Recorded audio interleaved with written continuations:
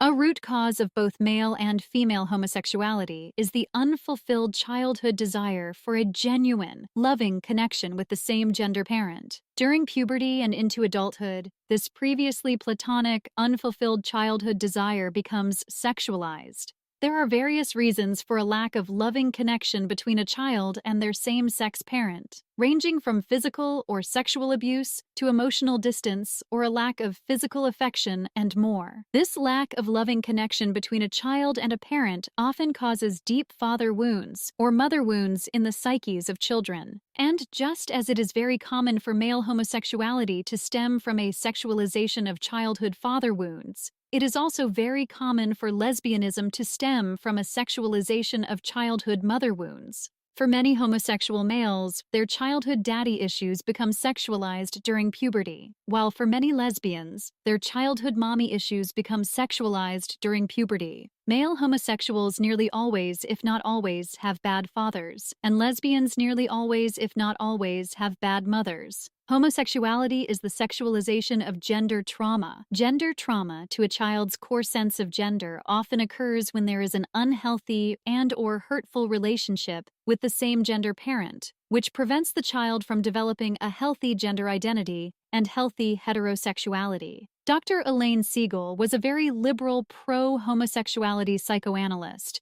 who accidentally made over 50% of her lesbian clients become fully heterosexual by helping them to heal the gender identity trauma that they experienced as little girls. As Dr. Siegel explains in her book on lesbianism, some assert that homosexuality needs to be normalized, a view I myself held for years until the patients described in this book taught me otherwise. We can see in the following examples from Dr. Siegel's lesbian patients how lesbians sexualize their mommy issues. She recalled how she climbed into her parents' bed and angrily sucked on her mother's dry breast until her father forbade that activity. Mother passively accepted and perhaps even welcomed this intrusion into her own body integrity. This sensual interchange between mother and daughter was of utmost importance for Tanya. In her later homosexual encounters, sucking on the breast and manipulating the nipples with fingers and devices was what she sought. She thought of herself as the active partner and never permitted anything but passive surrender from her lovers. They could not and would not retaliate for her destructive aggression. Her lovers were stand-ins for her distant and often hostile mother.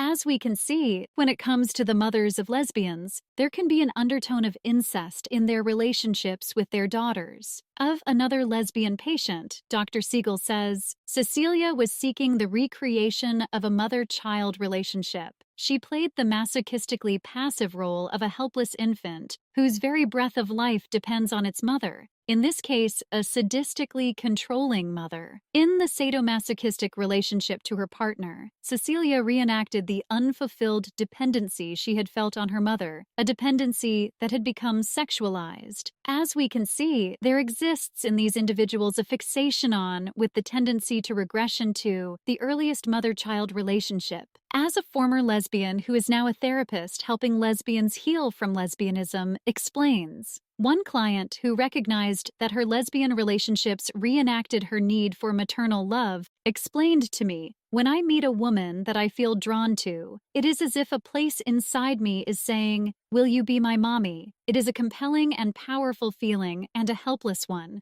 Suddenly, I feel little. I want to be noticed by her. I want to be special to her, and that want takes over my mind. Of another lesbian patient, Dr. Siegel says, she wanted a loving relationship with a woman, her own mother having been the poorest excuse for a mother she had ever seen. One therapist wrote that his patient's developmental arrest and psychosexual disturbance shed light on the nature and function of female homosexuality. The disturbed relationship between mother and child received special attention in his report and emphasized the contribution of the mother's pathology to the development of female homosexuality. Homosexuality in adulthood was an attempt to repeat the mother-child dyad. It is not uncommon for homosexual women to have fantasies of coitus with the mother. Keep in mind that these incestuous fantasies can be either unconscious or conscious.